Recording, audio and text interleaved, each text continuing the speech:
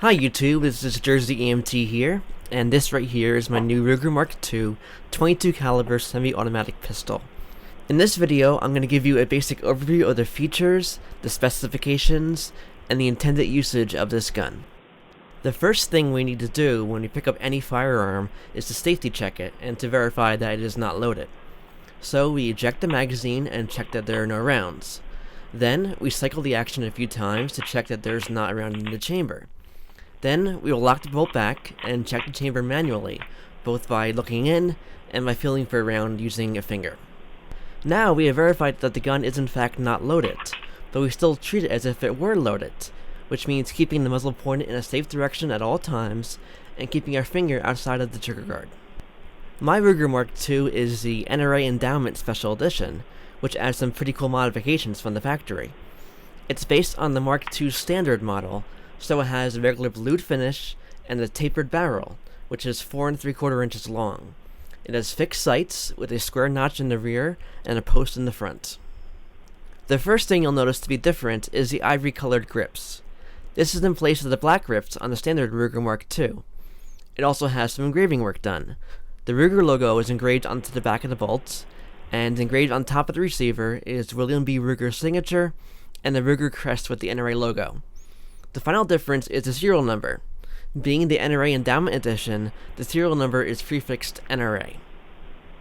The Ruger Mark II is a semi-automatic pistol, meaning that part of the recoil from each round fired will automatically eject the spent casing and chamber the next round from the magazine. This gun fires a 22 LR, also known as 22 long rifle, cartridge. The magazine holds 10 rounds and is a single stack. The rounds are loaded directly on top of each other. This is the general standard for 22 LR pistols. Pretty much all of them have a 10-round single-stack magazine. The trigger on the Ruger Mark II is single action. This means that it only performs one function when pulled, releasing the hammer. The Ruger Mark II comes from the factory with a really great trigger.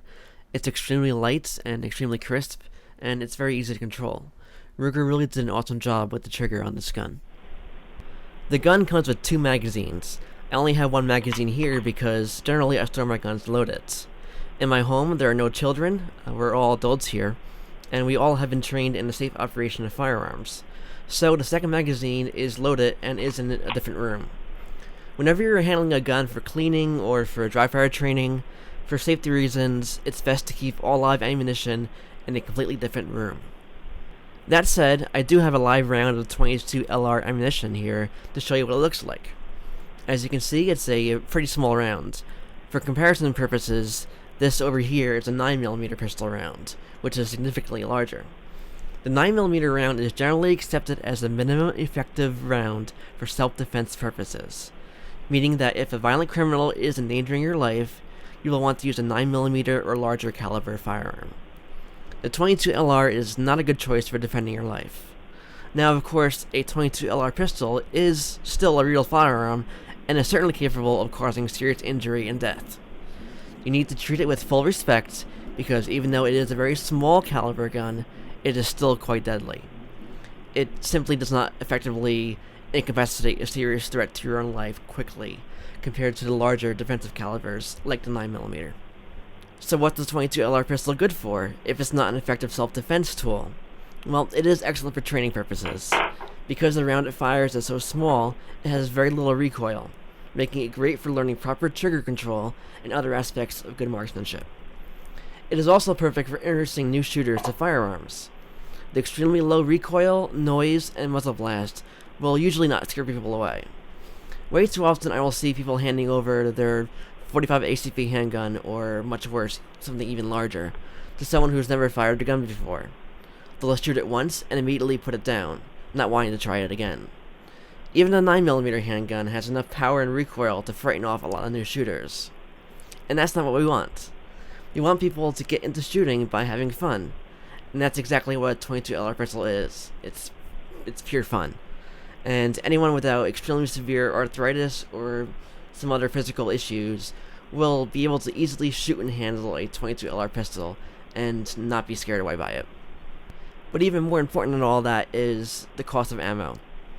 Ammunition has risen in price dramatically over the past couple of years. A 50 round box of 9mm pistol ammunition will regularly sell for $15, $20, sometimes even higher.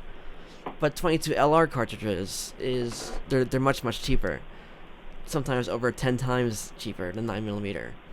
I just bought a bulk pack of 550 22 LR rounds for $17. That's just 3 cents per round.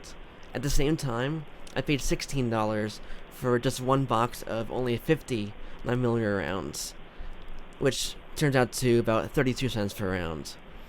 So for around the price of 50 rounds of 9mm ammunition, you can shoot 500 rounds of 22 LR. So you can spend an entire Saturday afternoon at the range and still have money for dinner and a movie. Well, that's the basic overview of the Ruger Mark II. It's a great little gun.